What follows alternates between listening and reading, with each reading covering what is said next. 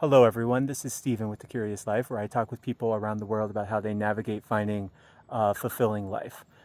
Today, I'm actually, I guess, going back to home. I'm talking with a friend of mine from New York named Patrice Bryan.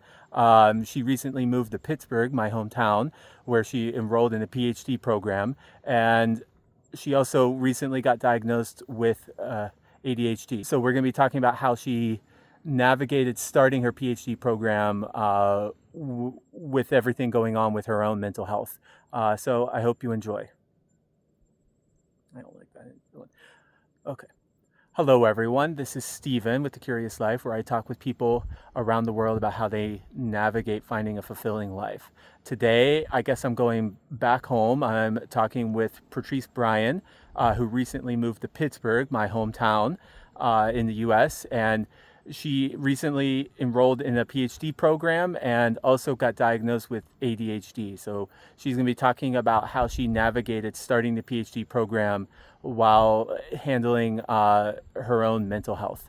So I hope you enjoy. And in case you're wondering, I'm currently on top of a volcano in Banda Neira, Indonesia.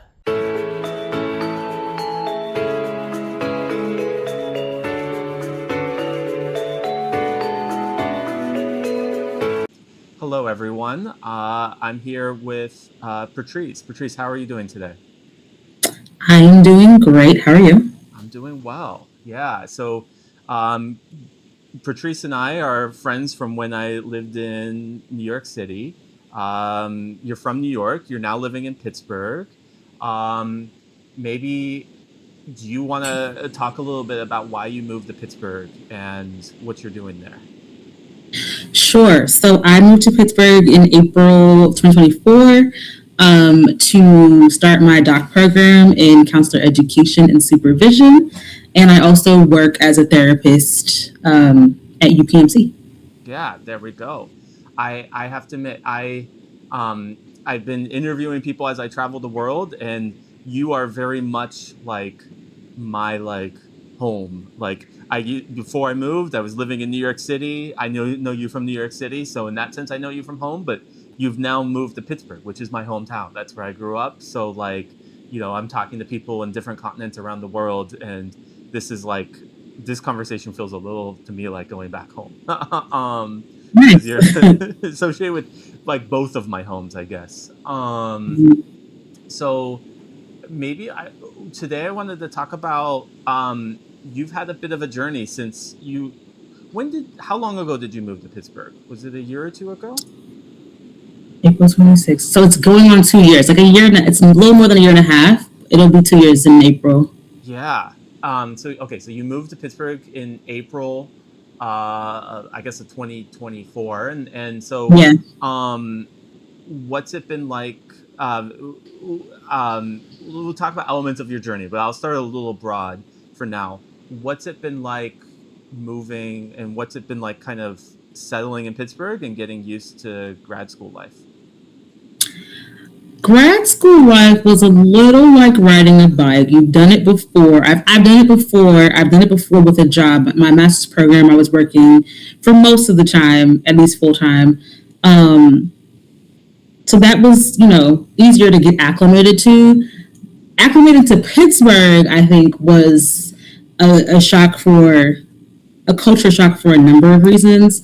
I think the most unexpected reason is that I think I think folks who are here kind of think about or act like Pittsburgh is like a small town. But like Bank of New York Mellon is over there, and then like all these corporate offices and then bank offices. And I'm not saying that Pittsburgh is this huge city, but Pittsburgh has a lot going on. In comparison to some other cities, especially since I've previously lived in Baltimore City, which I don't know if the population is similar or if Baltimore has less people. But I feel like, in contrast, being in Baltimore City, there was less of this idea that Baltimore is this like small town place. There was a joke that like it was small to more because everyone knew each other, and I get that. But I think sometimes when I like walk around or interact with certain people, it's like you do realize that there's like a major airport over there, and there's like people come here for conventions. Like the NFL draft will be here in April, right? You don't do that in like small time cities. But I don't know. That's just my opinion coming from New York and having lived in smaller cities, that I feel like folks in Pittsburgh act like it's smaller than it is. And when I say small, I'm not necessarily meaning size and population. I just mean that there's a lot going on here. And it doesn't always feel like everybody feels like that. I don't know if that's just me. Yeah, honestly, this makes total sense. Okay. Growing up in Pittsburgh, I mean, I would consider Pittsburgh a metropolitan small city. Whereas there's a lot Yeah. of, like, I've lived in other small cities that are much more local. And there can be that Mm-hmm. element in Pittsburgh. But Pittsburgh is a very world facing, very connected, both nationally and internationally, small city. But Yeah. I remember, well, I wasn't living in Pittsburgh at the time, but I remember when Obama was president, they had the G20 summit. Was it G20 or G8? One of these summits was there. Yeah. It does have it, but yeah, could definitely see that compared to Baltimore. I mean, you comparing it to Baltimore reminds me of my younger brother who grew up in Pittsburgh, moved to Baltimore for several years, and then now has recently moved back to Pittsburgh. So Okay. he and his partner like compare Pittsburgh and Baltimore all the time. And that was a sense Yeah. I got. Like, Baltimore is about the same size, but it's a lot Mm-hmm. less connect. It's a lot Yeah. like DC is super connected as a global city. It's even more than Pittsburgh. It's Yeah. like one of the most internationally connected cities in the world, and and you can get that in Baltimore because a lot of people work in the DC circuit, but it's still more Yeah. local. I don't know if that makes sense. Yeah. Yeah. That's kind of how I feel about it as well. When I first visited, I was like, oh, this gives me like Baltimore vibes without knowing things and like being downtown and stuff like that. Like I got similar, there were very similar things, but yeah, Baltimore has been experiencing like population drain for a while now. So that's why I'm like, I don't know if they have more or less people. Um, but yeah, that I do compare them a lot because I think that they're similar in terms of like even like Baltimore City, Baltimore County. So I understand that idea of like greater Pittsburgh, even though I hate that as a New Yorker. Like things are in New York City, they're in New York City. But outside of New York City, that's not how that works. People will say Pittsburgh and they mean some other town 40 minutes outside of Pittsburgh. It's fine, I'm getting used to it. But that was similar in Baltimore, kind of.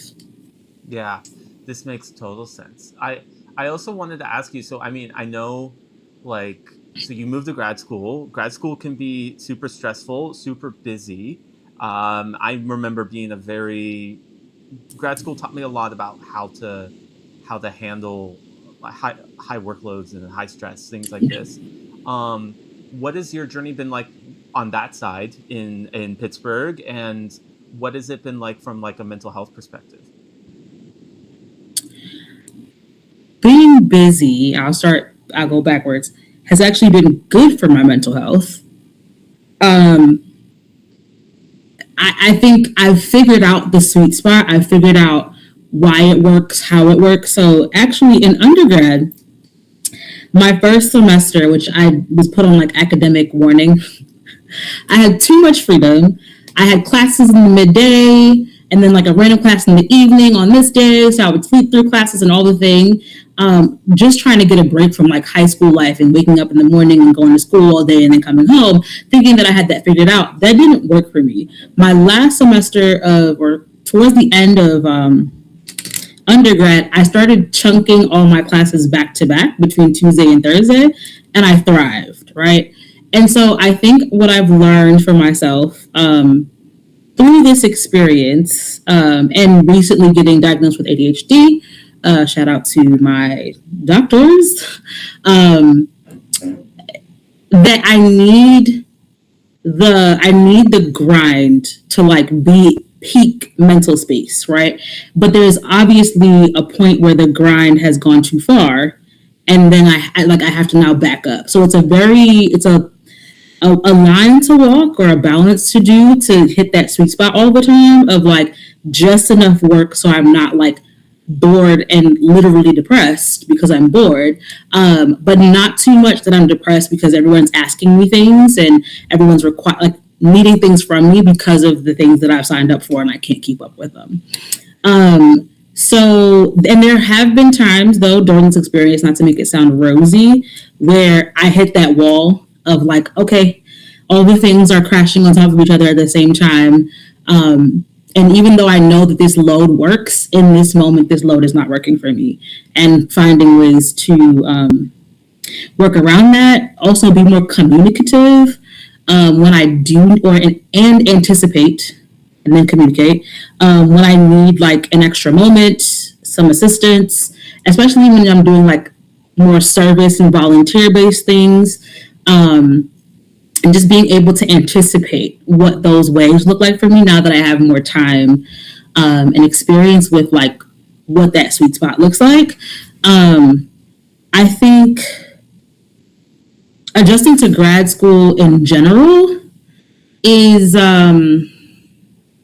this love-hate relationship with, I'll say this, there was a time when I was just working, like just doing therapy, and this is true for even when I wasn't doing other jobs, and I would come home and be like, dang, I kind of miss having to read a book after work. And so every time I'm not in school, I kind of hate it because I'm like, yeah, you can find things to do and everybody's like hobbies, but like one of my biggest interests is like learning new things. So at that point, let's go get a degree, I suppose. But I think the best thing for me is also being, when I do start adding things to my plate, is the structures and stuff that I put in place to manage, at least now I know, my ADHD, and just how I have things going on, is that if I add something to my plate, it has to fit into my calendar. And what I mean by that is like, I know what I'm doing every week. I have an idea of what I'm responsible for every week or in a calendar month. And if I can't comfortably find a spot to fit that in the structure of a calendar month, like continuously, I can't add that thing. So that is one of the ways that I've managed it well enough that it doesn't become overwhelming because I added something that was not appropriate to my plate. I will say, like, prior to diagnosis, those moments where like my system failed or I didn't keep up with my system or something of the sort, they would be really overwhelming and like really emotionally, like, I don't want to say depressing, but yeah, right? There's a different word that I'm looking for, that those moments would like set me, like put me off track because I was like sitting in the grief of something I forgot to do, whether it was like I moved money from this account to that account and I forgot to move the right amount, or I'm looking at myself putting in the amount, but I put in a different number, and then like there goes the fee because I have different accounts for my bills versus money that's just sitting, a whole thing. And then if I forgot, and it's like, okay, you have an overdraft fee, and now I'm like, you do this all the time. Or like finding things in my apartment, like I put my keys the same place every day. I have a better example. I have to swipe to get into school buildings, and I'm going to grab my charger. I have to swipe to get into school buildings, and sometimes to make it easier for myself, I would like put the ID in my pocket so I could just swipe in and go. However, what ends up happening is if I don't put that ID back into my wallet right away, then I don't know where it is. And to get a new ID costs money. So it's happened to me before where I've had to replace an ID that I later found somewhere else, or I've laid it down like, I don't know, on the bench somewhere, and then I don't know where the ID is, and I'm like flustered and I'm mad at myself because like you do this all the time. So what I ended up doing, as an example, was last semester I got a phone case that has this flap in the back.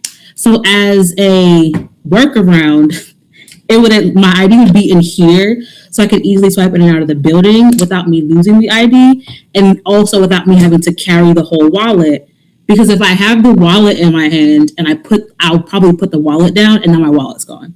So just to take you through, like, everything that I think about and do is so intentional because I just have to accommodate myself a certain way. If I'm like focus on one thing, everything else goes out the door. And I do that with a lot of things. And so it sounds complicated, I think, to some people, but it's been really helpful in like allowing me to succeed during this stint of grad school. There you go. I- I'm actually I'm genuinely shocked by how much I can relate to every single thing you just said. I'm personally wrestling with all of that. Your two big things of trying not to do too much is also something I've been trying to figure out how to manage. But then also, like you said, having a system, because when I get a bit frazzled, it's a bunch of small things. And in my experience with that is a bit different. But like when you're traveling, so with the first, I can just push myself and be like, I want to do this, and then just do too much and exhaust myself. But with the second, yeah, but with the first, I kind of wrestle with like what's too little. I crave stimulation, but what's too much, that kind of just makes my brain hurt and makes me like crabby and a bit emotional after a while. But Yeah. but then with the second, that's a matter of rhythm. So like one thing about traveling the world is that you're constantly rebuilding your daily rhythm. Like you can be in one place with one rhythm, a week or two later go to another place with a very different rhythm. And like when I do it wrong, I'm kind of all over the place and I might forget things. Like at one point I lost, and this is what I noticed. Like what I built was everything has its place. So like your keys, you're swiping, like my keys for the hotel room, whenever I'm in a hotel or whenever I have keys, they go in one place. They always go in one place.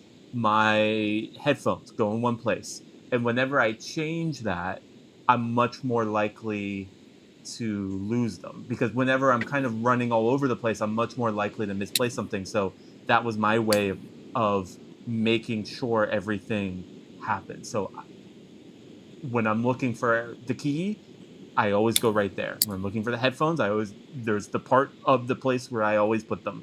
Um, a couple weeks ago, I lost my headphones because I had to change that for like a day, and lo and I behold, just lost my Beats again for like the fourth time because I did that. yes, it's like you suddenly change it, and then like you change your system, and then all hell breaks loose. And yeah, and then something, you lose that thing, you lose something else.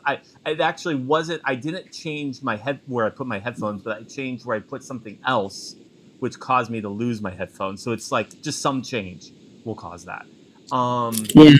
a question I have for you is like, what was the process like, or what was the story behind, or how did you discover this?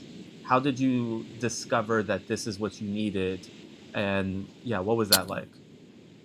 That's a great question because there's so many layers to that, but I'll try to pick out the most important ones. I'll say that I brought up my like I think I have ADHD to a therapist that I was seeing in undergrad, and she all but scoffed at me, and it was very demoralizing. And just to be clear, undergrad was in Baltimore or was in New York? That was in New York. That was at Stony Brook Stony Brook, yeah, in 2015. 2015.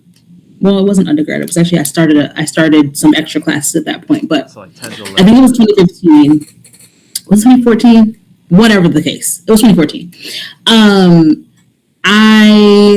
Because one of the reasons that she gave, as she was a psychology intern, I think, like she was in her like last year, fifth year, the internship year. It was like if I had ADHD, I'd be bouncing off the walls, and we know that that's not true. Um, Especially if you're diagnosing ADHD in adults.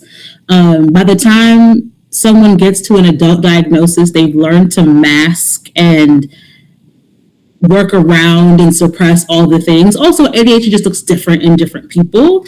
That I think also the model is like hyperactive young boys, right? And secondly, it was just like, I know that I do things that are not hyperactive focus, but like things that I have to do to keep my attention. So since I was a kid, I've had to like, I'm always moving. I have to shake my legs or something like that but it helps me sit still, but I'm like moving around, right? So I knew that like her kind of simplistic, like you'd be bouncing off walls, that's not me anyway. I'm not a bounce off walls person because I've been obedient and I'm supposed to listen to adults. So I knew that never crossed my mind as something that I could do, even if I wanted to do it, right? And that's like a cultural thing, it's gender roles and all that stuff. So anyway, I kind of left it alone for years after that. And it's crazy to say that was 2014 because that was a long time ago. I think about like it was like the last time I was in school, but it wasn't. What ended up happening was I started, as things kept happening, like the overdraft fee, because I didn't move the right amount of money, or I forgot to do it on this day. Like I went to go do it, and then something else came up, and I did that other thing instead. I started implementing little things and everyday processes to ensure that I didn't have that problem anymore or as much. And I thought for a long time, for years, this was just what it meant to be organized. But when people started asking me about my system and like how I organize certain things, I could tell that I was losing them as if I was explaining the most complicated thing in the world to them. And there were also some things that I couldn't explain because I just knew I needed it, but I couldn't give you the steps to the process. It was like second nature for me to do a certain thing a certain way. So I'm trying to I can't think outright of an example, but like, for example, I do my monthly budget. It's broken up between pay periods. One of the ways that I know a payment is pending is that block or that item that has to be paid is yellow. And then when it finally comes out of my account, it's green. I check if it comes out of my account every Monday. I used to like getting paid early because then I would schedule everything Thursday to come out Friday. So then by the weekend, I'm only working with the money that I set aside to do whatever with and not my bills money. That's one of the reasons why I have multiple accounts. Like I did all those things, and some people do that as like good financial practice. I just did it so that everything would be in its place. I can't think of other things. Like I very standardly though use Trello. So when I discovered Trello, that's what I used to organize like my personal life and my school life. I had to color code everything. Some things have like color codes that are just part of my mental system. And I don't have like a key anywhere. And so I was doing that for a long time because I was like, well, I just forget things. I can't stay on top of things in a certain way. So once I started doing them, I felt like, okay, I can stay on top of things. And there was a time where I was like doing program operations, and I was basically getting hired for that skill set. And I just thought it was a skill set I had that like other people tend not to have, right? Though some people do. But I started, honestly, I think it was TikTok. Besides being becoming a counselor, but at the time, like most of the people that I was working with were like young boys, a couple of girls here and there. But I started watching TikTok, and there were some things that would come up of what people said that they were doing to accommodate their ADHD that were things that I did. And I was like, so we don't all do that? And then, of course, TikTok will convince you have like all the diseases in the world. But it was starting to become very specific and very like, so everybody doesn't do that. And I would always look for the comments that were like, no, I don't do that, right? Or like, no, I can't believe that's what it's like to have ADHD. And when I would find those comments, I'm like, so there are people who don't do this. Like, this is not like second nature to folks. And I think the more I started to do therapy with kids who had ADHD, who were not just presenting as hyperactive, I started to like pay a little attention in terms of like, that sounds familiar, this seems familiar. And I have to get a little bit more familiar with the diagnostic criteria just to support I didn't give them the diagnosis, and I wasn't treating them for that. But I had to be aware of it for like adjusting session things. Even I remember the first time I used a fidget, and I was like, this is amazing. Like, it felt good in a way that I couldn't explain to use a fidget. um, and I was like, like I started being like, I just need to rule something out. Like, I just need someone to tell me this is not a thing. And this, because it started to feel like all of my systems were, I needed more systems on top of the systems I already had to make grad school work.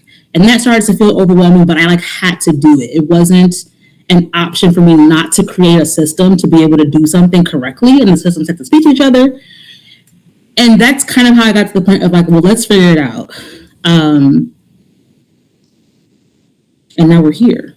And I will say, the second day I took Adderall, I like organized my entire closet by clothing item in a couple of hours, and I wasn't tired after. And I was like, the first day I took it, I was like, I guess. That day I was like, that's different. Like, I've not done that before. And if I do like something like that, I would have to take breaks. I'd be exhausted. It wouldn't just be a couple of hours. I'm like moving around like a robot.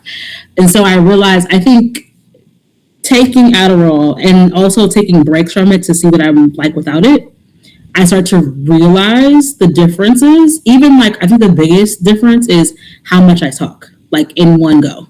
Obviously, right now I'm explaining my whole life story, but I've noticed that I interrupt people less, which is something that I used to feel like, not to sound like somebody on TikTok, but I used to feel like I couldn't control that. Like, I would be interrupting people, and I would like, I'd be like, why are you doing this? While continuing the interruption. And being able to like focus in on a story that I'm telling, even if it's a long story, without too many sidebars. And I realized that I was losing people, but didn't know how to not lose people that way because I felt like every detail was important. So those are two things I noticed the most post-diagnosis that feel like, okay, I think this is real. Like I am actually figuring that out. There you go. Yeah, this makes total sense. Quick side question before I ask a bigger question. Did you organized your closet? Is it still organized in that way now? Did that actually help? Like, Yeah, because I've tried to organize my closet like that before, and I didn't keep up with it. It is very much still like I have work pants. The fact that I can remember this, I have work pants. I have like a bunch of cropped shirts that I don't really wear anymore, but because they're like half shirts and the pants are long, it's kind of a juxtaposition that way. And then I have like work shirts, regular shirts, and sweaters. Well, now it's like sweaters and hoodies, so I had to figure that out. But it was like work shirts, regular shirts, dresses. I think that was it. And I think the length differences are helpful. So when I go to my closet, I can extensively reach to the section because I know the length of the thing that's there. And that's a really good question because I hadn't thought about before this moment, like the fact that I've been able to keep it up this long. My mom came last month and was helping with some things, and I was like, please do not disrupt my system. This is the system. Please put this where it belongs. So yeah, it's still there. there you go. That's good. That's awesome. I actually will say when I was young, that was the thing. Like I would come up with the system in my room, and then if I would, I think this happened with one of my stepmothers when she first joined the family and first married my dad. At one point, she like came in and cleaned my room, and I was just like, no, just like, Yeah. and she was trying to be helpful, but she never did that again because I had my system, and my system probably didn't make like clear sense to her, so she ended up moving everything, and it was like, no, that was there were reasons why this was next to this. It helped keep me, so it's like a pillar. It's like it helps me know, so I can just put it back, and I know where back is. Yeah. That's my mom. Like, my mom just called me by the way, but that's my mom. And growing up, that was always a big deal because my system does not make sense to, I want to tell people, to her. And her system is like, let's get it like spick and span and put this here. And I think this makes sense. And it was a big point of contention growing up that like I put this thing in this place because I really can't lose it, and I always lose things, and I come back and it's gone, and she can't tell me where it is or whatever. Because I would like cry after a while because it was like I am so tired of this being like you messing this up, and she refused to stop cleaning things eventually. Well, over time, now she's a little bit more conscious of it because even though she likes to clean and do the things, if I can't find the thing, we're gonna have a problem. That was also a part of how I knew like, okay, it's very specific for me. Like when she was here, so like my keys are on my kitchen countertop, which doesn't make sense for people, I suppose, because I do have like a side table by my door when I come in, but I realized that spot didn't work as well for me. But she put the keys over there because that makes logical sense. Keys by the door, and I was like, yeah, no. Keys and my wallet are in my kitchen. It's fine. I'll figure it out. Yeah, this makes total sense. I think I'm very much, let's just say I'm very much on your side. I can absolutely relate to everything you said. I think there's a difference between being organized and being tidy. And I think I'm organized. I'm not always tidy. Like everything has its place. Like if you ever go into my room, you might see a big pile of stuff. It is a big pile of stuff, but it is not a big pile of stuff. Like everything is in the place it should be for me. Yeah. It just doesn't look nice. That's tidy. But like, I remember actually in like 9th grade of all time. So like in high school, there was this, one of my teachers was like this, like you look at this person's desk and it's just stacks of paper, like stacks of paper that are like almost a yard or a meter tall, and like multiple of them, but like, and it looks like a complete mess, but like every stack of paper has everything exactly where he wants it because you know, this is for this class, he puts it in this order. So if he wants to look for, you know, my brother's paper, my brother happened to be a student of his when I was in 9th grade, he knew exactly where to go grab it. And stuff like that. I guess taking a step back from all this, how did you discover this about yourself in grad school? How did you discover this about yourself in the PhD program when you moved to Pittsburgh? I think it was more like the old burning question came back because I was back in another situation where I had to be on top of things. So I will say that grad school puts a lot of load on you, so you can have to be on top of a lot, especially like if like you and me, you're working while a grad student, you're just juggling a lot. But yeah, keep going. Yeah, so actually, really, it came back in my master's program because I realized that, you know, COVID-19, the initial days of like no one can leave their home and everything had to be online, I started to realize that I was thriving in that environment, whereas most people were not, right? And so to the point where I've stopped saying it out loud because it started to feel like I was being obnoxious. But that was the first time that I like worked full time. I was in school full time. And I think at one point I had like a part-time job. I was sitting in front of my computer for hours, right? So it wasn't lovely, but I would be at my computer from like 9 to almost 9 o'clock at night. But I remember the initial days of the pandemic, I was actually ahead in my courses. Like I had assignments done before they were due. I had read, like I was like 2 to 3 weeks ahead at the time. Because I was able to set up my learning space according to what accommodated me. I was able to shift from one thing to the other, right? It's just change a screen and be doing something completely different. And without the added weight, I suppose, of like, I have to travel, I have to do this other thing, I have to do that other thing, I have to switch gears. There was a little bit too much gear switching. Even though I like to do different things at a time, I think fully switching gears in terms of like the space and the comfort of the space was a bit more jarring. So being in one space and getting 10 things done was way better than being in 5 spaces and getting 2 things done in each space. So I think that was when the thought came back in my master's program. I was like, I don't know, but this works better for me than it does for other people, and this is my preferred way of doing this. Granted, I didn't like go outside for a long time because I was in school. When things started to open back up, I was still inside and like watching the people. So that's how it came back around. And however, this time grad school is in person every day, 4 days a week. This semester, not so much. And so I did have to switch gears.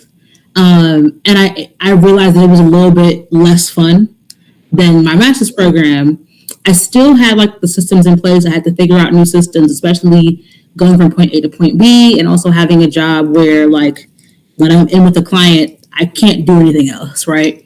And so it came back around again, and I was like, I wonder if this is my opportunity to find out. Whereas before it felt like, I think people make ADHD diagnosis sound like being granted access to levels. I was going to say maze, but it's not maze. It's kind of like Super Mario, where you have to defeat the bosses to get to the next level, to get to Princess Peach, in this case, a diagnosis. And in many people's like everyday experience, that's true for like a lot of neurodevelopmental diagnoses and things. But I think a lot of the providers talk about it that way, and that's discouraging. So the therapist that I went to in undergrad, who was like, you don't have ADHD, was also like, it's super expensive. And I was like, thanks, I guess. Like, first of all, I don't know how expensive it is. I could afford it, maybe, you don't know. But that doesn't have to be true. I'm not saying it's not true. I'm not saying our medical system doesn't have its holes. But just to be clear, are you saying she's saying that it's super expensive? That was a factor in her thinking you didn't have ADHD? It was right. It was a factor in her trying to discourage me from pursuing that thought process, I suppose. Yeah. That's what it was. Which I was like, it's really not up to you to tell me what's expensive or not. Because you don't know that about me, right? But so yeah, and I think that was, and I believe it can be, but I also have clients who have had Medicaid and gotten ADHD diagnoses, right? Like there's always a way. I think when lay people tell you that it was hard for them, that's one thing. But when providers are telling you like you have to beat the final boss, like that makes you feel like there's no way to figure it out, I suppose. So I think I had finally gotten over that, and I was like, let's just figure it out anyway. And that ended up being helpful. That ended up being helpful, just the determination of it, which, I mean, relatedly, there's a lot of like health things in the last year that I just kind of pushed through, that I was able to get an answer for the sake of pushing through.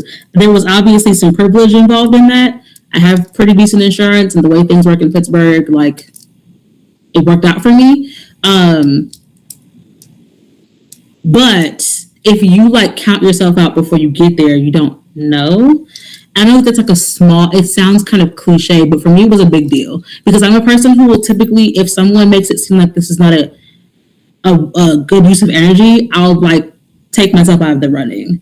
And I've had to overcome that to get a lot of the things that I ended up getting, even being in this program. This makes total sense. What do you think if the I guess the Mario model, but if the video game model, the idea of like you have to do this, or like a MacGuffin model, if that isn't a good model, what do you think is a better model for people navigating either having ADHD or like whether they have something like ADHD? This might be a bad joke, but I'm going to tell it anyway. I would use like literally like the Jehovah's Witness knock on every door till someone lets you in model. And I mean that very sincerely, right? Because somebody might let you in, right? And it takes a lot of like motivation and like, I'm gonna do it, to just keep knocking on doors so someone lets you in. And I don't think that that's their model. I've never been a Jehovah's Witness, so I can't say that. But it could be. As someone who grew up in the church and very much did participate in evangelical actions, right? Like we did kind of do that.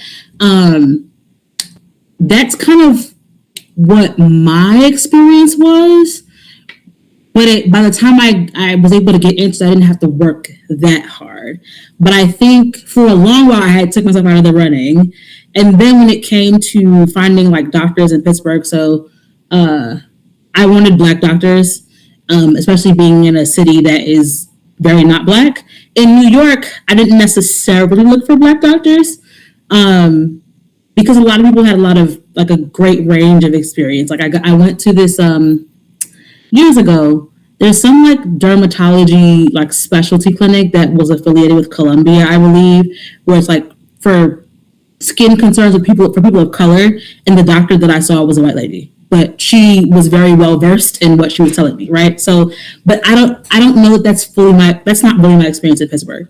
So even with the knocking on doors, one quick side there, but I think that divide definitely exists in Pittsburgh, and I actually think with regard to this, it's one of those that New York City is not a usual U.S. city, and this is more common in U.S. cities, and like New York City is just so different. Like I often use Chicago as like a model for like what like a typical like U.S. city made large looks like, and then New York City. Like I remember there's a historian.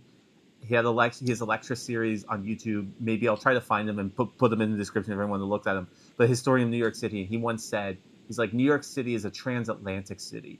It's more similar and more in conversation with a city like London than any other city in the U.S. for historically how it was developed and for like aspects of like demographics and how it's built and things like that. So I think that's New York City is unique, and then this is a common thing in the rest of the country. Yeah, to back up a little bit, I've always said that like, so there's two things that exist in that conversation. You can grow and live in New York City and never leave New York City and have exposure to so many things, and that is in and of itself a bubble. Yes. Right? Like that does not exist outside of New York City. And I'm glad that I did leave New York. I initially left for a different stint of grad school that I didn't finish. But that's when I went to Atlanta. And that was my first time. Well, no, my first time living outside of New York was in Bowie. I did an exchange program in undergrad. That was an introduction. Even though Bowie has like a pretty, I don't know, large or booming Black population, it still felt different. And then Atlanta, and even though Atlanta has a Black population there as well, it still felt different. And I've been in other cities more casually, and I was like, if I never left New York, I wouldn't know this, right? I think this is something that comes up. I won't get political, but when it comes to like election conversations, having conversations about elections and what voters want and what their interests are in the New York City bubble, because that's New York City versus like New York State, right? But in the New York City bubble is not a real representation of other cities in the rest of the country. Cities where like some folks only see folks who look like them ever. I remember the first time I was a kid and we went to Ocean City, Maryland, and me, my brother, and my dad were the only Black people on the beach. And a kid was looking at us really, really strange. And my first thought as a kid was like, he's never seen Black people before, right? Like, I don't know if that was true, but it was that kind of look. And so I think that is an important part of the conversation. My whole my life story really is growing up in New York, especially as a child of Jamaican immigrants, and like being in a city that has immigrant populations, not just from majority Black countries, but like you can go into a pocket of New York and see Ukraine, Romania, like everybody, right? And there's a lot of like immigrant populations from all over the world in New York City. And you get to experience other cultures very frequently. So for that reason, when I was in New York, I didn't feel like I needed to find somebody who looked like me to understand something about me. Now, it was still in the back of my mind, but I think over time, and New York has some pretty solid medical systems with people from everywhere, so cool. Here, I mean, Pittsburgh has a pretty solid medical system, but also Pittsburgh had a report about Black maternal health care that was really, really, it showed really poor outcomes for Black women in Pittsburgh. So for me, I was trying to look for Black doctors. And that was a very tedious process. I kid you not. I go into my healthcare portal. I Google the face of every single person for like hundreds of hits between all the doctors that I want. Because the first person, I just picked the person and I did not have a great experience. And I said, yeah, I'm going to go get me a Black doctor. And so that's kind of how that worked for me. And I also just sussed people out in the beginning in terms of like, how much are they listening to me? Do they take what I say like as important, or like I'm an expert on what I'm experiencing?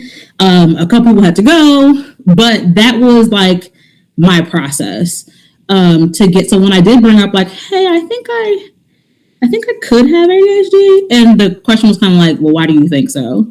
And I was like, okay, and I said my story, and it's like, yeah, that makes sense, right? And I was like, that was the first time anyone said like, oh yeah, that makes sense. Like to me as my provider. So yeah, that was it was persistence. And I don't want to suggest that if you just persevere, it'll work out. That's not always true. It was just kind of true in my case. And that if it works out, you probably were persistent, right? Versus like you have to defeat this lady to get to that lady, to get to that man. If it feels like that, you should probably move on to something else or somewhere else. This makes total sense. Okay,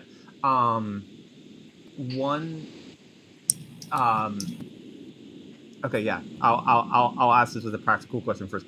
I was trying to remember because you were telling me at the time, but I personally forget. How long ago were you diagnosed? The summer, like July. So that would be about 6 or 7 months ago from the time we're recording. Yeah.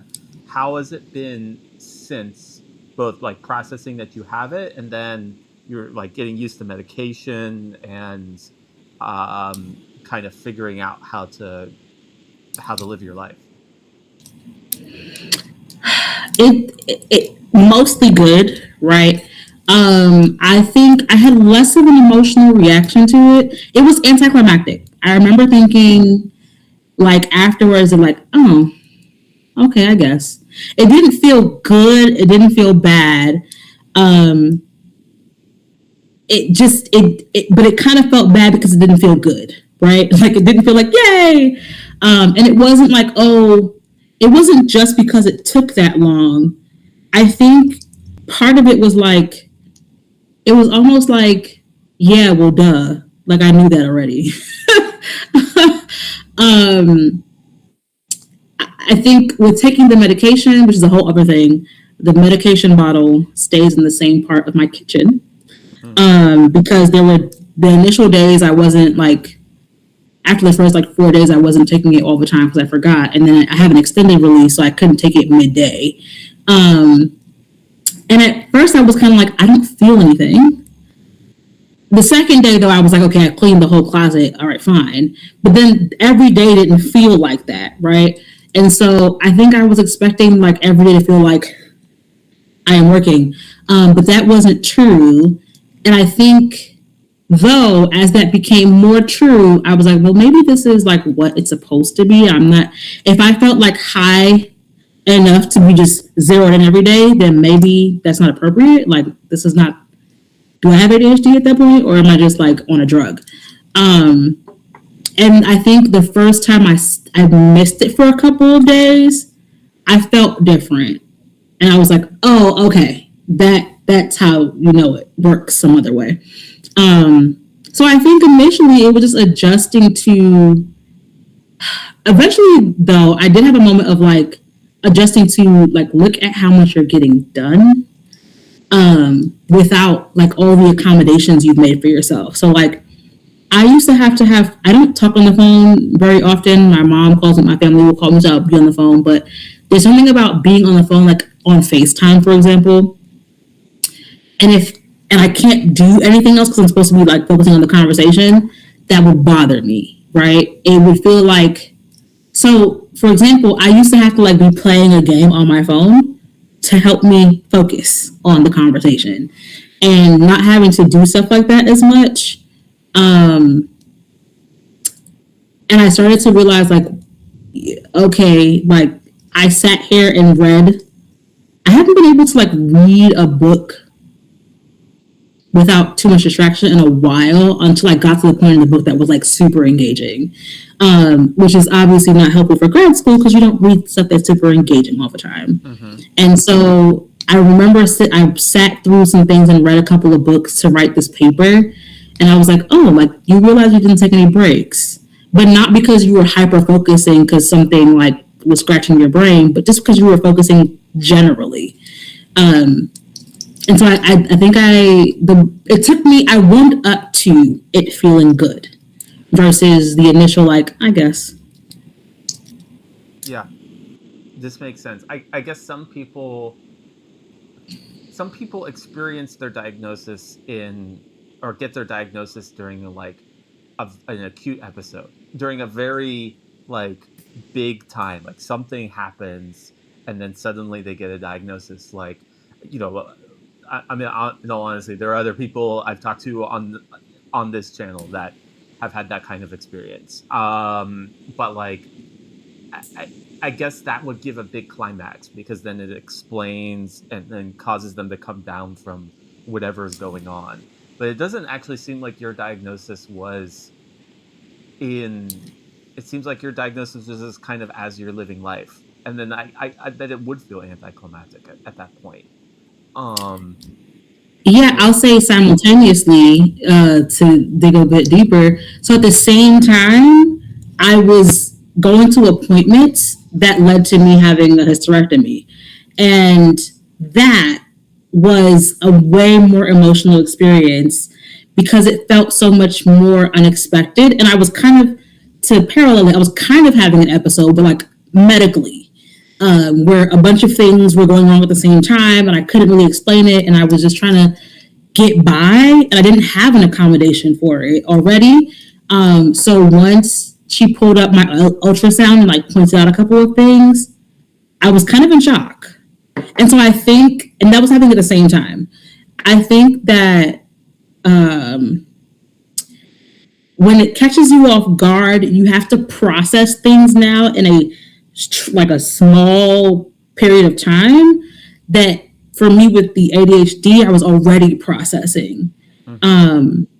So I had kind of gone through that grief process, um, like over time. Because I kind of just accepted that this is where I was. Like, I can't focus on anything in this way. I got to do all these things. This has to be turned this way, which, you know, that's not all just an ADHD thing. There are people with other diagnoses that have similar and overlapping symptoms. Um, Whereas for reproductive health, it was kind of like another situation where I had taken myself out of the running, right, for figuring something out. So I had thrown it so far to the back of my head and like accepted this was what I was dealing with, that when she finally said it, it was kind of like jarring. And I think that parallels people's experience who are having like a moment and then figure out that that moment is some diagnosis, like ADHD, that is honestly very easily managed with medication, as opposed to some other things that are a bit bigger and more complex. Mm, yeah, this makes sense. The question I'm gonna have, this one may not apply to you, but I was thinking about this when you were saying what you're just saying.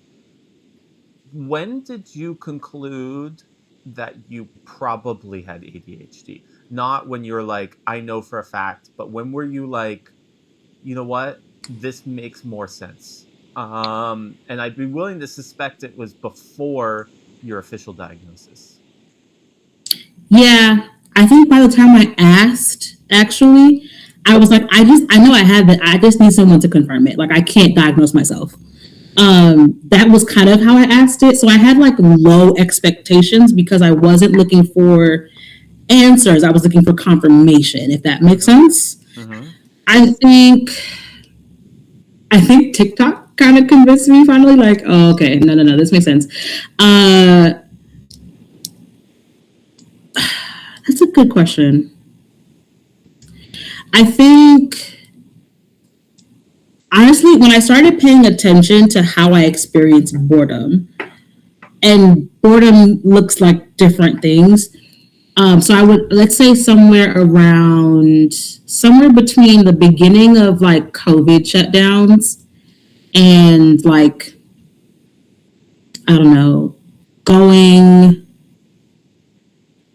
like starting my job as a therapist, like 2022-ish, somewhere in that time frame, where it was like, I am like, boredom overwhelms me. I have a physical, like a physiological reaction, I suppose, to boredom, or not being stimulated enough, that makes me very, very depressed. And that's not an exaggeration. Specifically during COVID, I was like really, really sad. And I remember it being summertime, and I was like, I usually had experiences of like seasonal depression. I don't anymore, actually. Which is another thing that I'll get to. But I was like, summertime, like the sun is out. This is my time, even though the people are inside. It wasn't because like I couldn't go and see people. It was because I didn't have anything like intentionally engaging to do, which could include like talking to people. But we had phones, you know what I mean? It wasn't quite that. There was layers to it, and I noticed that feeling showing up again and again later in other circumstances, like even being at a job that I felt like was, so I both like routine, and monotony is terrible. So I started, when things started to feel like too monotonous, it would really like make me feel overwhelmed.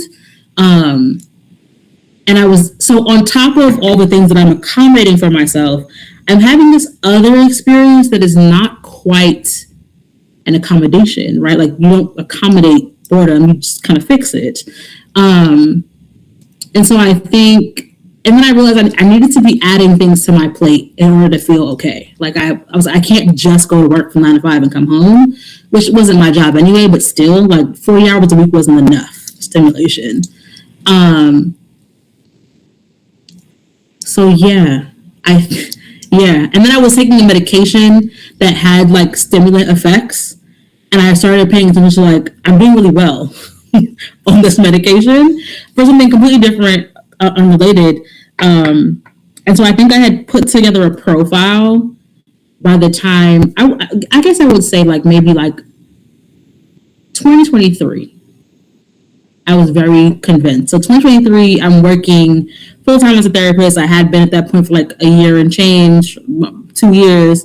Um, and for the first time, I'm like not in school, and I hadn't been in school for a long time. And all those things that I just described, like, were all making sense, and I pieced it together. And this is just before I start applying to doc programs, or in that time frame.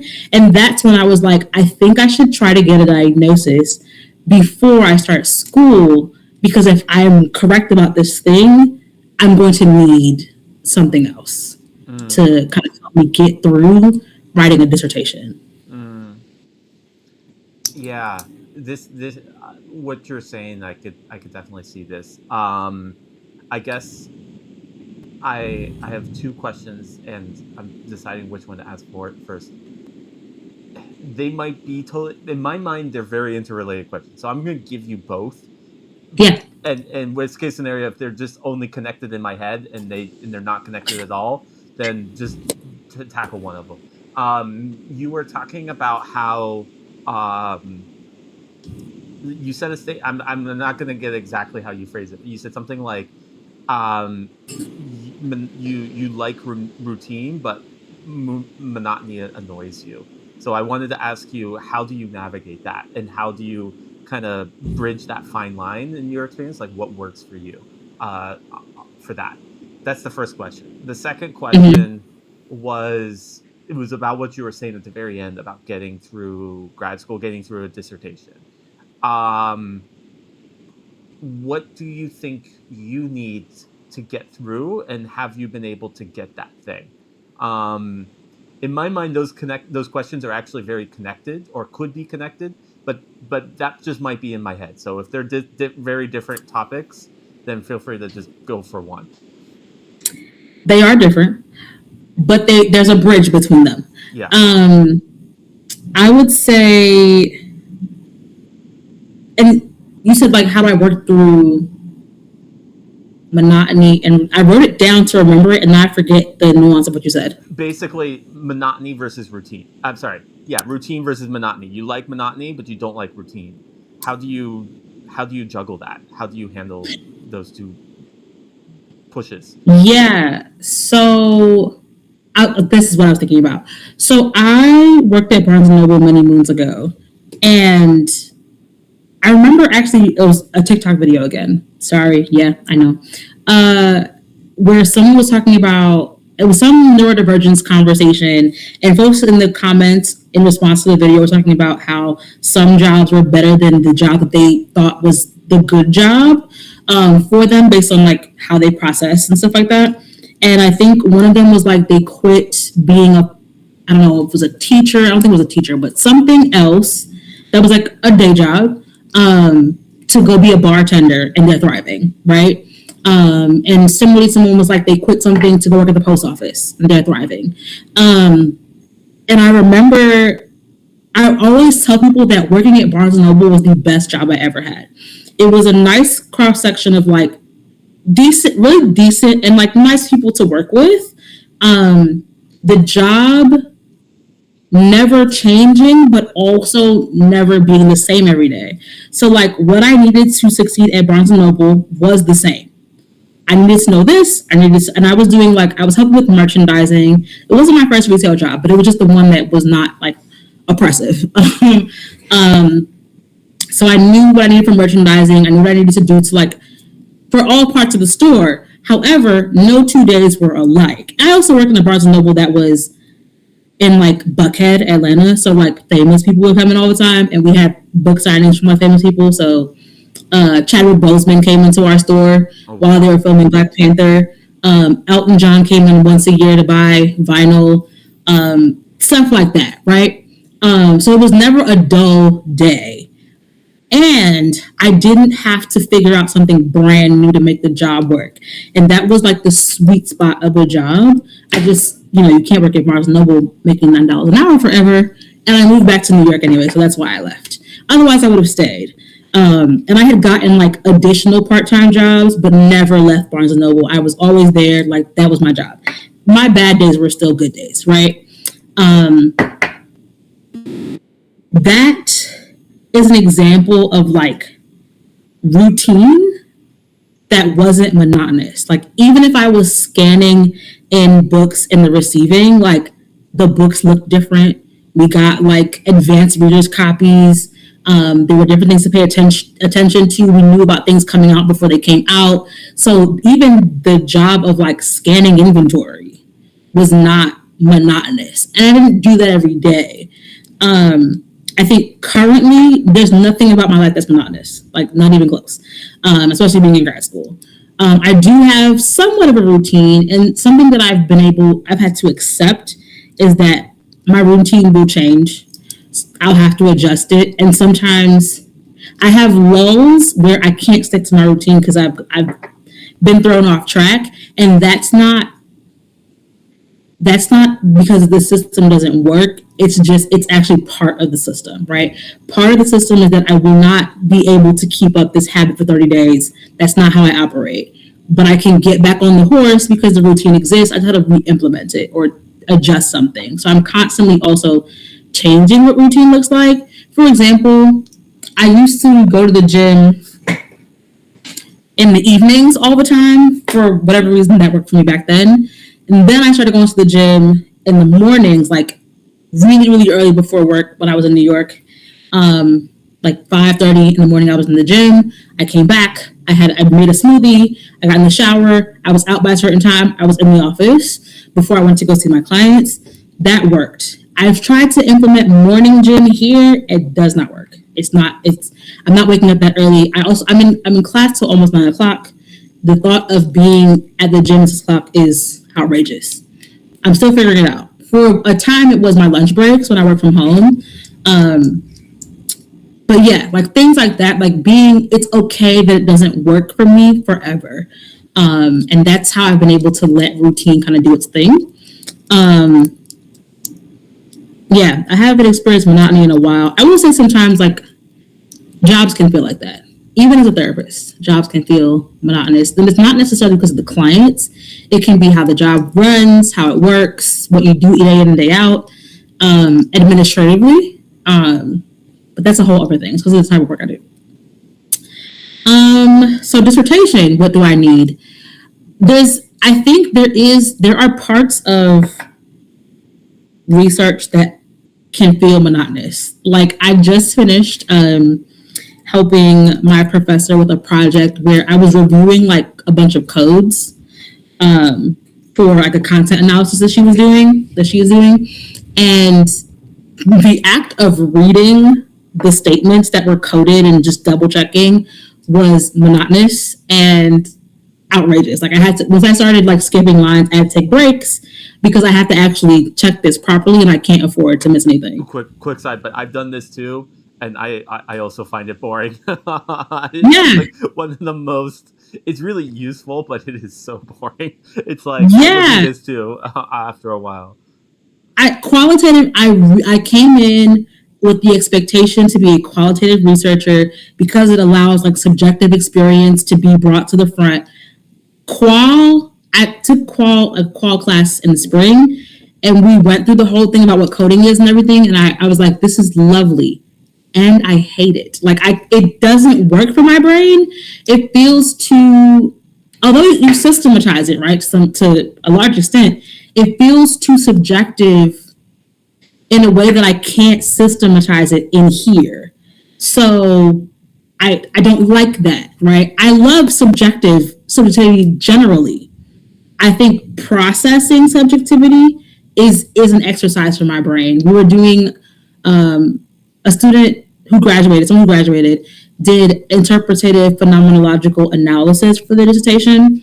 And she's taking us through the process and what she did and everything. And I'm like, yeah, so did you develop your systems before you went into this? Did you build them as you go along? And bless her heart, she answered my question honestly and to what actually happened. But the response to me was like, I don't like that. That's not what I wanted. Like I wanted you to tell me this was strict and you figured it out and you realized you needed to add this and that's not what she gave me because that wasn't true. Not to the way that I needed it to be true. So I was like, I don't know if this is the method that works for me. Mm-hmm. Currently, I'm exploring Q methodology, which kind of brings like quant and qual together. We did the factor analysis in my last stats class, and I was like, that actually is the most sensible thing we've done all semester. So I was like, I think I can do that. I need a mixture of like I've just said, the structure and the flexibility. And I feel like a more mixed, well, the approach itself is inherently mixed methods. But that'll help me a bit. So that's one, right, of what I need for this dissertation. But I think I still want the coding. Oh, part of what made that interesting though was that it was about Buddhism and like the tenets of classical Buddhism. My professor is a Buddhist minister, like in real life, and is doing some, comparing classical Buddhism, like mindfulness under classical Buddhism versus like contemporary conceptualizations of mindfulness, which are really extractive. And so it was fascinating to learn that new information that I didn't know about how like complex this is supposed to be versus how people practice it in Western medicine anyway, or mental health medicine.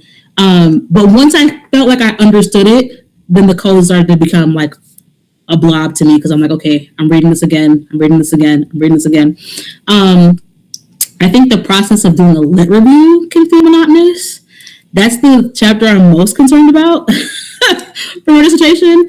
And for that, I think so. I've in speaking to folks, I'm like, I need someone who's going to be strict enough to hold me to the timeline and the structure I set for myself. So if I am slacking, it's like, hey, what's going on? And like, I guess what I need the most is someone who is willing to be strict about all the things, right? Because I am trying to be strict, but I know that I'll lose motivation over time. I'll need someone who is okay with meeting with me at the same time every week so that I can keep that routine and that flow. I think otherwise, the biggest thing to have the variety is that it's part of the reasons why I do attend conferences. Like, yeah, I should anyway. I should be presenting my work. But sometimes I need to know what other people are doing in the field outside of the bubble of school and work. Because, like I said, I don't do anything besides school and work right now, anyway. To like reinvigorate and like motivate me. So like if I go to a conference that is, focused on this thing I really like, or just has other people in the field there and everyone's talking about what they do, that motivates me to get like, it takes me through the next couple of months of things. And I think that'll be very important during my dissertation is to continue to like commune with folks who are doing work in this space, set up the systems, and then kind of integrate folks into those systems and into keeping me accountable to those systems, which has meant a lot of like studying people and paying attention to how they are like as professors, as supervisors, and how they work in general. And like, would this person fit into what I need for like how I like to work? Like a big part of having a dissertation chair is not necessarily having the person who's the expert on the thing that you're doing, but the person who can manage your process very well. That's at least how I'm approaching it at this phase of my life. I did not go after the celebrity professor. I went after folks who seem pretty solid at like making things go from point A to point B, and it's even more so now that I'm trying to figure out who's going to be the person. Yeah, this makes total sense. I can relate to chunks of what you're saying. The whole beginning part when you were talking about Barnes and Noble, I can absolutely relate to that. That actually sounds like a very interesting Barnes and Noble to work at. But like the like you, I need a mix of like a sense of pattern, but then a ton of new stuff. So, and I've sought that in a very different way than how you did in that job. But like for me, it's often been like some of my ideal jobs are environments where like each week I'm working on a very different project in a very different space. So I get that kind of newness and kind of sense of like intellectual adventure. But then there can still be a types of kind of an underlying rhythm at the same time that kind of helps keep me grounded a little bit. But now the part that I think I'm a bit different from you with is that and this has become more the case as I've gotten older, I'm like, for you and I, the structure and keeping accountable is very important. But like, I am very good at, and I had to realize like not everyone's oriented this way, and it is a specific skill. I'm much more able to like follow, like I can set my own goals and I can keep myself accountable super well. And I actually, it seems like I don't benefit from external accountability. When people are like, are you doing this? Are you doing this? I'm just like, why are you asking me this? Like, screw you kind of response. Like, like I'm very good at, this is my goal. If I set this as a goal, I'm going to do it. Like, hell or high water. It could be a complete chaos to get there, but I will get there. But like, that I think is probably a bit of a difference. And I think that's important. So for like me, by the time I was in grad school, because my younger self, like you said, this is yourself at the time, at this time. My younger self would have been might not have had the same need, but like I look for professors that kind of just let me do my thing, and Mm. like I could go to if I had specific questions, but like I would just kind of go set off. Whereas it seemed like you need somebody, because you do need something very specific, because you need accountability, and because of that you need a specific form of accountability. So you need to find someone that can meet that. Yeah, I think so. I think some of this is like I'm gonna call it cultural, but bear with me. Uh, I'm an eldest daughter. I am the oldest child and the oldest girl child. Um, I think a lot of things. I just had a conversation with my mom about this. I'm in charge most of the time, right? I've been in charge. I'm running other people's lives. People can count on me to get stuff done, generally in life as well. Um, that I'm not really saying that as a badge of honor. It's honorable, but it's exhausting. I think when I think about it, I want someone to provide that same level of care. I think of it as care. Um, and it's sometimes like frightening to get an email that's like, hey, you do this thing and you didn't do the thing. But I think it makes me feel like I don't have to do it all myself. And that's part of like me adjusting to my ADHD is really paying attention to my mental load in general. And I think when I can count on someone to check in, it makes me feel like they care. And two, like, I don't know what this is. I haven't diagnosed this, but I feel sometimes more accountable to other people than I feel to myself, which I think is part of that eldest daughter thing and a little bit of a gendered role there, but not fully. I just don't want to disappoint other people. And I, like, for example, yeah, I kind of stick to my word when it comes to other people, right? And it's just something that I've done. Whereas I can talk myself out of something that I set for myself. So I'll say, like, we want to do this thing. And then I get to it and I'm like, well, I don't have to do it this day because I could do it this way. And I know that I'm like BSing myself, but I do it all the time. I am not comfortable doing that with other people. Like, I don't do that with other people, right? Like where I'm like, I agree to this thing and now I'm going to try to like worm my way out of it and convince you it's not needed. That's not how I operate in the world. Although I do operate that way with myself. And sometimes it is like maybe you don't have to kill yourself to do this today. Um, and other times it's I'm being lazy. And I kind of know the difference.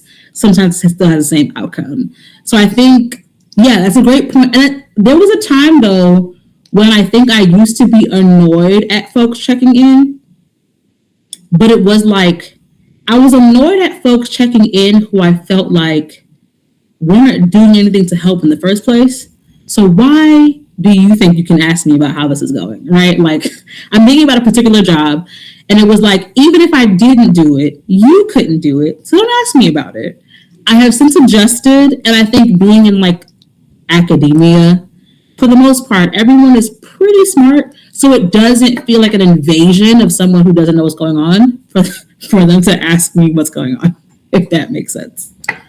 Yeah, this makes total sense. I mean, I've had a lot of experience. Maybe I've been shaped by the latter a lot, but I have been the first like data scientist at organizations where my manager, there's nothing wrong with not having that expertise, but doesn't have that expertise. So if that person gives me ideas, like I don't know how to put it another way, but they're not going to be good ideas. Like that's not an insult. Yeah, It's just they throw don't it know away. the technicalities of this. They don't know how to make Yeah, informed decisions. So I have to make those decisions with myself. yeah. Um, with this, I could see how being an eldest daughter would influence you in this way too.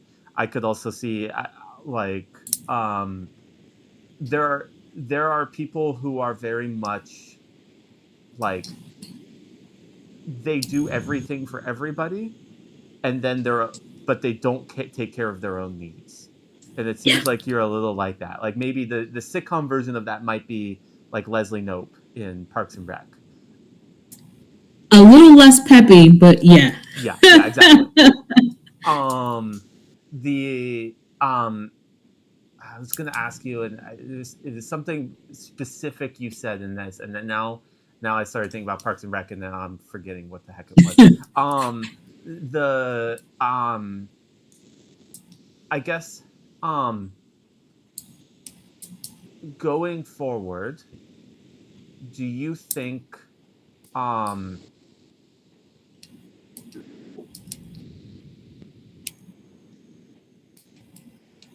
yeah, that question just lost me. So yeah, Slippery. it's Sorry. just gone. It might come back randomly, but I guess you've been describing kind of what you need in your current environment in grad school. To what extent have you found what you need? Sure. I think this is going to sound funny when I say it. I think being like one of almost no Black people in my program is helpful in a program that is like not overtly racist to me anyway. I can't speak about people's experience.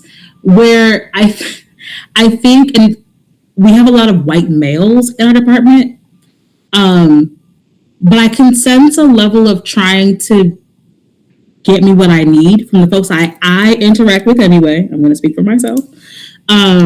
So, for example, one of my professors, I was like, hey, I would like for you to be a little bit more, I don't know the word I use, but a little more biting in your feedback to me, because I would like be a little harsher, right? And that's not something that I need to like couch in a bunch of language and ask for straightforwardly. I'm trying to succeed. Give me your worst. Or I'd be able to ask for what I need without too much flowery language. I think that's also like a thing of like working with males, but like white males, where I can be a little bit more direct and straightforward in my experience anyway, without too much of a ramp up, because we've kind of gotten that out the way from the beginning. But I also, the person that I work with is an Asian female, and there's another thing that I get from her, that is not quite that. I'm still very direct. It's not like I have to do any like extra work, but I think there's a level of care in our relationship cross culturally that is very supportive of like, I can have the wildest idea, the just throw things at her, and she can like sort through it and give me back what I need very directly, very kind of succinctly. And I enjoy that as well. Yeah, I think the cross cultural experience in my program, ironically, is helpful. And then I still obviously have support networks of Black folks in other spaces. But I think it helps keep our relationships collegial and not too familiar. And I know folks, grad school is a different beast where, unfortunately, we have folks who marry their professors. I am not one of those, but there's a line that I like to hold in this space that feels easier to hold because we are coming from different cultures and backgrounds. So it just feels like, at best we're good coworkers. And that's something that I need right now in the space that I'm in. And then I maintain, other relationships other ways. And that feels good for where I am right now. So when I explain kind of weird, quirky things, it's easier for me to explain weird, quirky things about like, even like I talked about Adderall and like talking less and all those things. I don't feel it just is, versus me kind of thinking about how people perceive it and how it's going to go. And when you have more familiarity and like shared experience with people, I find that it's harder for me to be as straightforward about certain things because I'm thinking about how it will land in ways. I don't think I'm explaining that right, but that I am getting what I need from my program, because I'm able to like keep certain boundaries for myself and also ask for certain things that I experience differently with folks of different cultures. And that is working well for me.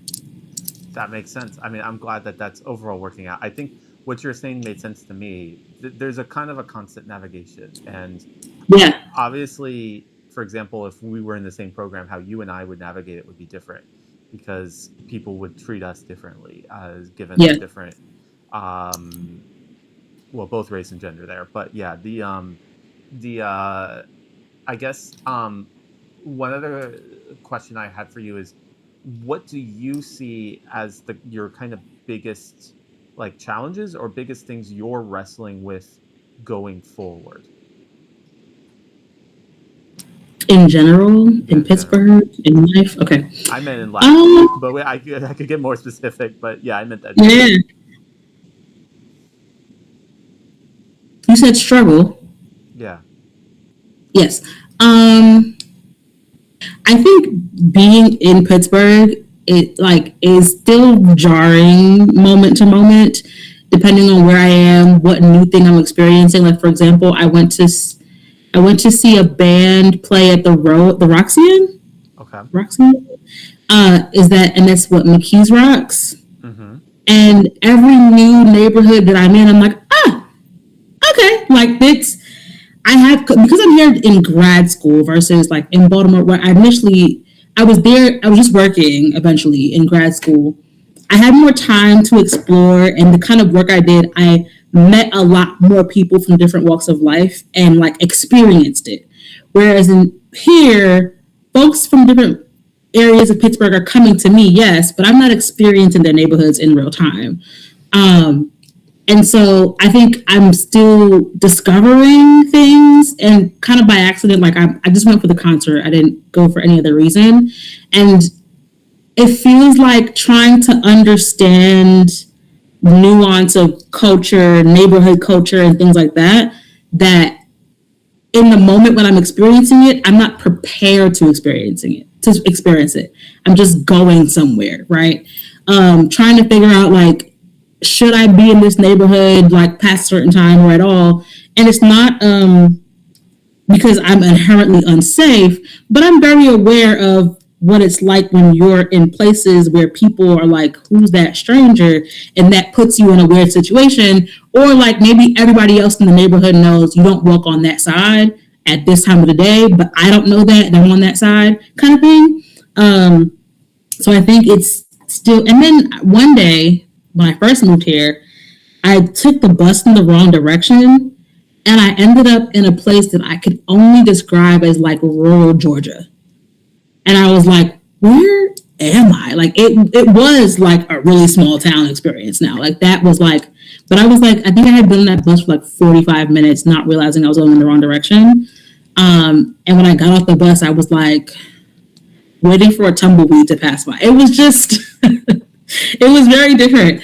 And so I think just in general, acclimating to the different places, different spaces, and the different folks who are there and what their lives look like so close to a city is very interesting. But like an enduring struggle because I don't necessarily know that I'll be in Pittsburgh when I finish my program. But I'm here for now and I'll be here for a little while. I think otherwise, to be honest, knocking out the hysterectomy and the ADHD took a lot off of my plate. So it feels like there's nowhere but up to go from here. Because the reasons why I needed both the Adderall and the hysterectomy were things that really affected my quality of life day to day. Which, I mean, it's been a long time coming, to be honest. I think what's left now, I wouldn't call it a struggle, but it is like a looming problem. It's like, well, what do you want to do now that you aren't preoccupied with what you forget all the time? And you aren't although I did lose my Beats headphones because that was not good.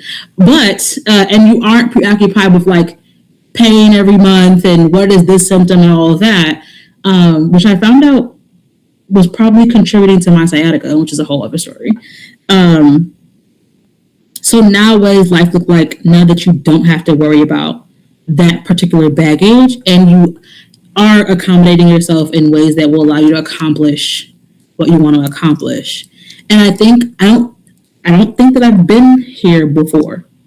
where it feels like it can only get better from here. Like that feels like a newer reality for me, and that also feels like I think I'm caught in a moment where I hadn't thought about that before. Like thought about what I would do because it always felt like there would be something in the back of my head or something holding me back. Mm, yeah, this absolutely makes sense. I could relate to every single thing you said. I'll quickly talk about the Pittsburgh side, and then I'll go into the other side. But on the Pittsburgh side, um, Pittsburgh is very, because it's super hilly. Pittsburgh is really like a city of a bunch of small neighborhoods, and it's like the hills carve out space. Yeah, Like fortified. yeah, like I grew up in a river town neighborhood. I lived in multiple places, but the main place I grew up, it's like a half mile by a quarter mile, or like 200 meters by like a kilometer. It's like a real small, but it's because then there's mountains. It's like the river and then mountains, and Yeah, you get a ton of these small communities that have very different feels. Like McKees Rocks does have a very different feel than where your university is, as an example. But like, um, so that makes absolute sense. And I even, like, when I moved to Chicago, I almost had to get used to, like, here's one neighborhood, here's another neighborhood. It's the same. It's a different name, but it's really the same neighborhood. Like, it's yeah, not like every 10 minutes of walking, you're in a completely different space. yeah, Which is so Pittsburgh. Um, uh, Also, I've done the exact same thing with the buses. Part of me, we're not going to have this conversation, but part of me actually wants to know what bus, because there's one in particular that if you take in downtown, it's super unclear which direction. But if you take the wrong direction, there's no stops for about 45 minutes, and then you get off in like the middle of nowhere, and then you just have to wait till the next bus. And I had this experience once, and I wonder if this was the same bus, because I had a very similar experience one day. I know it's not that bus, but that sounds like the one that goes to the airport. Yeah, this one goes in that direction. I might Yeah, have gone off. The airport might be. Well, the bus system's confusing. It goes near the airport. This one, it might have yeah, been the airport bus, but I think it was a different one that goes to the same yeah, area. Um, but anyways, yeah. So, um, with the second part, yeah, it seems like your shackles, like you've had things that have been kind of weighing you down and occupying your mental space, and now that they're gone, there's a bit of a, it's like, yeah, you can move more, but there's both you have to get used to that, but there's also like, where do you want to go? I could definitely see that, like, a like, what do I even want to do now that I don't have these things that have been occupying my mind? What should I occupy myself with? yeah. There's a responsibility to freedom and healing, right? Like when you obtain them, there's more. Like there's a weight in a different way of like, well, what do you do with this thing, and how do you responsibly use it? Yeah, yeah. And in your case, part of responsibly using it might be making sure you do it for yourself, because I, some people can overemphasize. They can be like, I have more mental space, so they give more and more to others, and then they put themselves, and then they tire Yeah. themselves out. But yes, yes, this makes sense. How to do it well. There's like a stewardship to it. Mm-hmm. Yeah, well, I guess, thanks for taking the time now to talk. It's helpful to talk through people's mental journeys, and I'm glad that you're pushing along, and I'm glad that you kind of have been able to discover, this about yourself with your mental health, but then also kind of both correct yourself both mentally and then like physically with the surgery, and be in a position where you can move forward. Yeah.